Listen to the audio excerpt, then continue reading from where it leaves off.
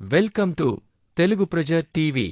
మన రాజధాని అమరావతికి చట్టబద్ధతకు ఆంధ్రప్రదేశ్ రీఆర్గనైజేషన్ అమెండ్మెంట్ బిల్ 2026 రాజ్యసభలో గురువారం ఆమోదం పొందిన సందర్భంగా స్వచ్ఛ ఆంధ్ర కార్పొరేషన్ చైర్మన్ కొమ్మారెడ్డి పట్టాభిరాం ఆధ్వర్యంలో అమరావతిలోని కార్పొరేషన్ కార్యాలయంలో అధికారులు, సిబ్బంది సంబరాలు జరుపుకున్నారు.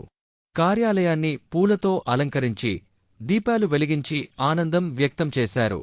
చైర్మన్ పట్టాభిరాం అమరావతి పేరుని కార్యాలయం ముఖద్వారం వద్ద ఆవిష్కరించారు.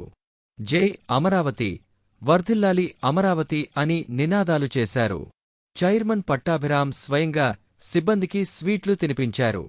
పార్లమెంట్ ఉభయ సభలలో అమరావతి బిల్లు ఆమోదించడం పట్ల పట్టాభిరాం ఆనందం వ్యక్తం చేశారు.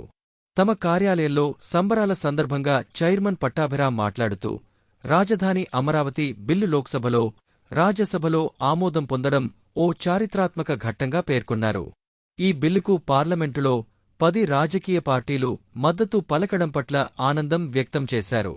ప్రధానమంత్రి నరేంద్ర మోడీ, కేంద్ర హోంమంత్రి అమిత్ షాల సహకారంతో ముఖ్యమంత్రి నారా చంద్రబాబు నాయుడు, ఉప ముఖ్యమంత్రి పవన్ కళ్యాణ్, మానవ వనరుల అభివృద్ధి, విద్య, ఐటీ శాఖల మంత్రి నారా లోకేష్ కృషి ఫలితంగా ఇది సాధ్యమైనట్లు చెప్పారు.